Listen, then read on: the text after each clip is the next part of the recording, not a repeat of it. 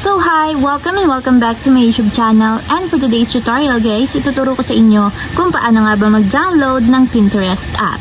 But first, kindly subscribe to my channel and don't forget to hit the subscribe button and the bell to notify you for my new updates. And if you want to learn more, just keep on watching and let's start. So ayan guys, for today's video, may two ways tayo kung paano nga ba makapag-download ng Pinterest. So para sa mga iOS users, pwede tayong mag-download sa ating App Store, and para sa mga Android users, pwede naman sa Google Play Store. So ayan, i-open ko na yung aking Google Play Store. And then pagka-open ng ating Google Play Store, itap nyo lang yung search bar or pumunta kayo sa search bar, then isi-search nyo yung Pinterest. So search nyo lang guys. So, ganito yung itsura ng logo ng Pinterest, kulay red and white siya. So, kung makikita nyo, meron siyang 4.4 ratings sa total of 9 million reviews. So, 29 megabytes.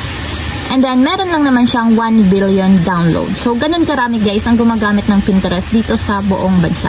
So, para naman ma-install, itap lang natin yung install para ma-install muna siya sa ating mobile device. And wait natin hanggang sa matapos ma-download. So ayan guys, after ma-install, itap lang natin yung open para directly mapunta tayo sa pinakang application. So ayan guys, kung wala pa kayong account sa Pinterest, meron akong ilalagay na link sa description box and nakalagay doon kung paano nga ba gumawa or mag-register sa Pinterest. So ayan lang guys, ganoon lang kasimple kung paano nga ba mag-download ng Pinterest app. If you have a question, can you comment down below and don't forget to hit the subscribe button and the bell to notify you for my new updates. And thank you for watching! Living life, every day, late at night, not okay.